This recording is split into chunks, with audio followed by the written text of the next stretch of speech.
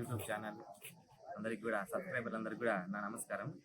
పులివెందుల నియోజకవర్గంలో పులివెందుల మండలంలో జరిగే జెడ్పీటీసీ ఎన్నికల్లో భాగంగా ఒక పులివెందుల మండలమే కాక రాష్ట్రంలో పులివెందుల నియోజకవర్గంలోనే ఒక 35 నుంచి 40 సంవత్సరాల రాజకీయ ప్రస్థానంలో వైఎస్ఆర్ అనేటువంటి ఒక కుటుంబ సభ్యుల మధ్య ప్రజల మధ్యలో జరుగుతున్న బానిస సంఖ్యలకు మధ్య జరిగిన పోటీ ఇది. ఇలాంటి పోటీలో ఇంత స్వచ్ఛందంగా ప్రజలు వచ్చి ఓటు వేయడానికి ఇంత నీటుగా ఏ అవాంఛనీయమైన సంఘటనలు కానీ అసాంఘిక కార్యక్రమాలు కానీ లేకోకుండా ప్రశాంతంగా ఓటింగ్ జరిగింది.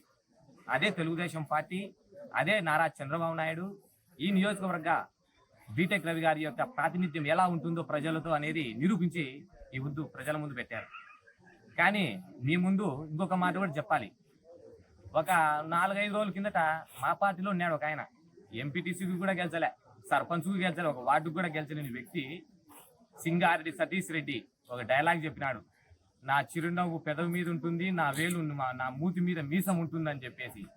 అలాంటి వ్యక్తి రాజమౌళి డైలాగులు కొట్టి ఈరోజు మళ్ళీ నాకు ప్రాణహాని ఉంది, నాకు ఇలా ప్రాణహాని ఉంది, నారా చంద్రబాబు నాయుడు, నారా లోకేష్, బీటెక్ రవి అంటూ ఒక విష ప్రచారం చేస్తూ ఒక రాజకీయ కోణాన్ని సృష్టించారు.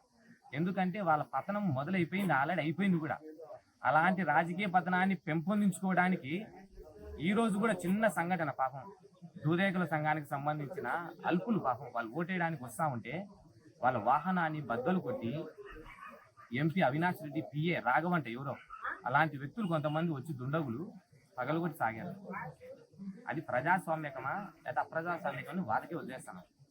ఇంకొకటి, సతీష్ రెడ్డి గారు ఒకటి నిర్ణయించుకోవాలి, ఇది ప్రజాస్వామ్యకం. మీరు ఏ రోజైనా కానీ గుర్తుపెట్టుకోండి, పూలంగల సెంటర్లో ఎవరో ఎత్తుకున్న బిడ్డను నా బిడ్డ అని చెప్పుకునేటువంటి దౌర్భాగ్య స్థితి నాకు లేదు వైఎస్ అవినాష్ రెడ్డి అని చెప్పి ఈరోజు అదే అవినాష్ రెడ్డి పంచన బట్టి ఆ రొద్దు 2018లో తెలుగుదేశం పార్టీ పులివెందుల నియోజకవర్గ కార్యకర్తలను కుటుంబ సభ్యులను నాశనం చేసి పెట్టాడు. ఈ బుద్ధు 2024-2025లో వైసీపీ పార్టీ పంచన చేరి జగన్మోహన్ రెడ్డి, అవినాష్ రెడ్డి వైఎస్ కుటుంబీకుల యొక్క కుటుంబ రాజకీయ ప్రస్థానాన్ని నాశనం చేసి పెట్టి అతని యొక్క లబ్ధి కోసం, అతని యొక్క స్వార్థ కోసం ఈ బుద్ధు నాశనం చేసిన చరిత్ర సింగారెడ్డి సతీష్ రెడ్డి గారిది. ఇలాంటి వ్యక్తులను నమ్మి ఎంతో మంది వైఎస్ కుటుంబీకులను నమ్మిన వ్యక్తులను పక్కన పెట్టుకుని ఈరోజు రాజకీయ చాతుర్యతలో కొన్ని మెలకువలను మరిచిపోయి ఈ బుద్ధు నాశనం చేసుకున్నటువంటి గొప్ప దినం ఇది.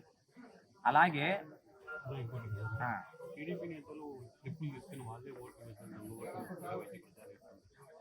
వైఎస్ వివేకానంద రెడ్డి, రాజశేఖర రెడ్డి గారి యొక్క సొంత తమ్ముని యొక్క హత్యను బాత్రూమ్ హత్యగా ఒక గుండెపోటుగా సృష్టించి చిత్రీకరించినటువంటి వ్యక్తులు దొంగ ఓటైన అంటారు, మారణ హోమం అంటారు.